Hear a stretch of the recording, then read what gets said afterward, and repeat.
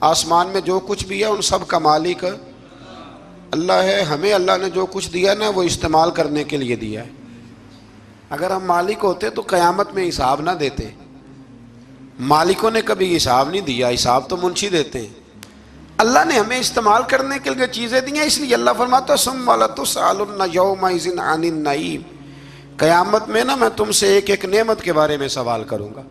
تو یہ ساری امانتیں ہیں اللہ کی. جتنا کچھ ہمارے پاس ہے، وہ کوئی بھی صلاحیت ہو، کوئی بھی قوت ہو، تو اس کو صحیح صحیح استعمال کریں امانت کو.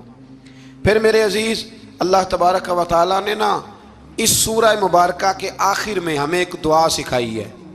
وہ بڑی شاندار دعا ہے.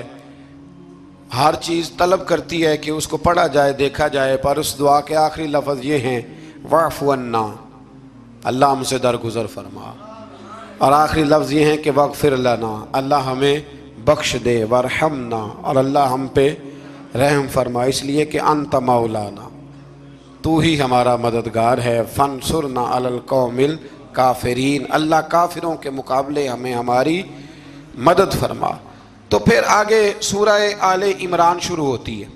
سورہ آل عمران کے بالکل ابتدا میں اللہ کریم نے فرمایا کہ قرآن پاک میں 2 قسم کی آیات ہیں. کچھ آیات بالکل واضح ہیں اور کچھ آیات ایسی ہیں کہ جو متشابہ ہیں، جن کو سمجھنے کی ضرورت ہے.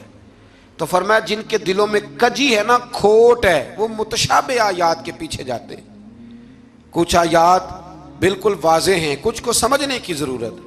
تو 2 لوگ قرآن پڑھ پڑھ کے فساد برپا کرتے ہیں. یہ وہ لوگ ہیں جو متشابہات کے پیچھے لگتے ہیں، واضح آیات کی طرف نہیں جاتے.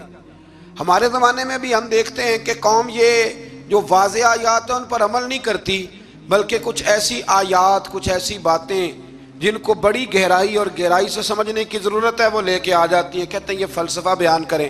تو میں کہا کرتا ہوں جو سیدھی سیدھی چیزیں ہیں پہلے ان پہ عمل کر لو نا. نمازیں 5 فرض ہیں، وہ پہلے پڑھو نا. ماں باپ کی خدمت فرض ہے، وہ کرو. حق سچ بولو، حلال روزی کھاؤ، جو ہے وہ دیانتداری کا مظاہرہ کرو. تو یہ کام کرو نا. پھر آگے فلسفے میں بھی چلے جائیں گے، پھر منطق کی باتیں بھی چھیڑ لیں گے. تو جو واضح چیزیں ان پر تو عمل کر لیں. وہ باریکیوں میں جانا، پہیلیاں جو ہے وہ بجھانا اور بڑی بڑی عجیب باتیں کرنا، ان سے نکلیں.